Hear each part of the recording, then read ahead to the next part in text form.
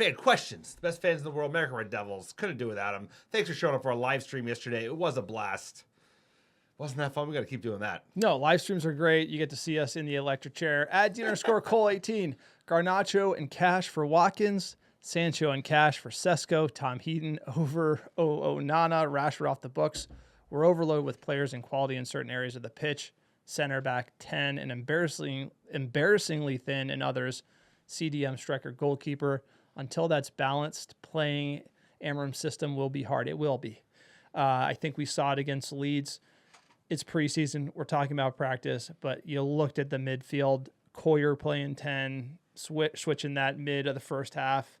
Couldn't deal with the press. It was the same pattern that we've seen against every bottom half team that's come to Old Trafford. I feel like that movie is not going to end until we sign a 6 who can really own that phase of play, and we don't have them right now.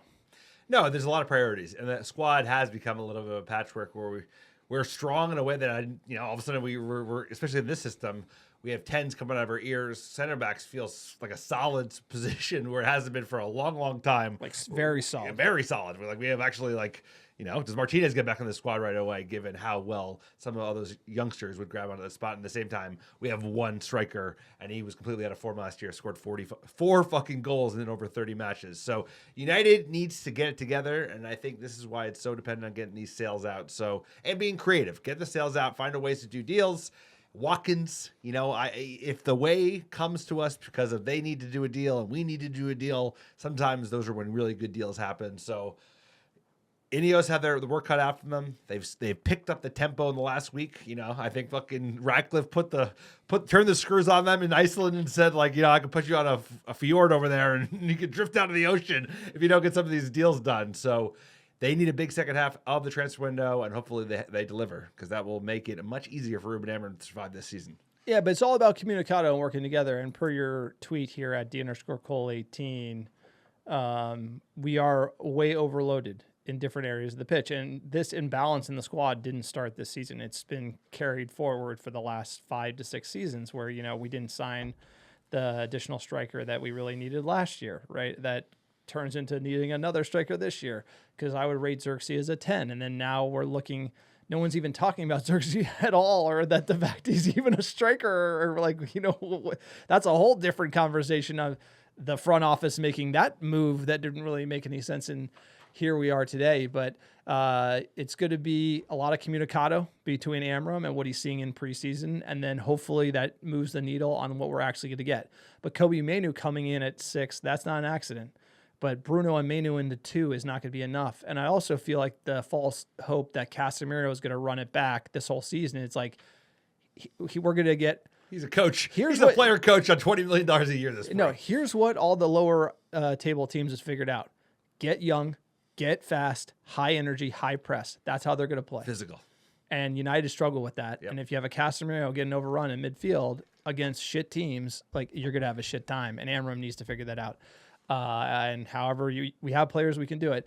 At Tora Discora, will Amorim's system ever break out offensively? A 4-0 win would do a lot to inspire confidence. I think we need to get that striker. I think that is really the missing piece in terms of just scoring goals, especially with a player like Mbeumo coming in. He had the highest number of expected assists, highest number of crosses. If you have an out of form Rassatoilen, you're going to squander those chances like we did last season with the number 1 chance creator in the league. So I think we need a killer number 9. Ollie Watkins, it's not glamorous, but he would be effective. I think he would plug in and I think he could score 20 goals next season with this team around him. So I think that is going to be a big part of it. And I feel like the United's still trying to just come into grips to how to play this system. Like you said, if you can't play on the back, can you play a 3 at the back? Because it's just, we've seen if you can't do that, unless we could turn the ball over. When we turn the ball over, I feel like the United is effective at getting the ball into the box quickly and creating chances, but it doesn't seem like we ever created organically from goalie on. I don't know. From what I've seen thus far in the last 9 months. Yeah, so I do think we will break out offensively. If you recall, you have to, I'm not excuse factoring for Amorim, but we did loan out 3 attackers and then sign nobody, basically. So Amorim has had 0 options, and Cunha and Mbeumo plus a striker, I'm confident we will get somebody in. It might be DCL, but we'll get somebody in.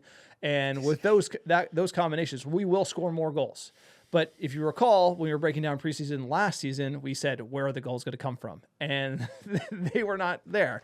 This year, we will have goals. The question is, can we not get overrun in midfield? Like, that's really the question to me, is just, if you watch the Leeds game, the space in midfield that we left wide open, because you have Bruno in the 2, he's pushing up, we get cut out from behind. And then it just, like, we struggle in those situations and those transitions. And no matter who you got out there, when you get caught in transition, you can get got by lower opposition's sides. And we luckily didn't get got yesterday, but it's just one of those things where the organization, the confidence, and the spaces that we leave behind are really what concerns me in the middle of the field. I feel like you can look at Spain with Rodri, you can look at City with and without Rodri. It takes that type of player to play that type of way. And when we don't have that type of player and we kind of go gung-ho like Amorim wants to, you can get got. And we saw that a lot, and we will probably continue to see that, and Amorim not change. That's kind of my view versus us inventing a Rodri. Next tweet here, at Grifter10. Sirs, it was great hanging out with you on the live stream. Appreciate you, Grifter, for showing up. If we get more live streams, then this season is already a win. As for the game, it was the first preseason one, and it looked like it. Nice to see the new guys looking good. Look, it's just fun. It's light. It's gonna be back. Preseason's light. Live streams are fun. They make the games more enjoyable. Alex and I always banter like that all the time. Please join the live streams. They're on our YouTube channel, America Devils on YouTube. If you're listening, iTunes and Spotify.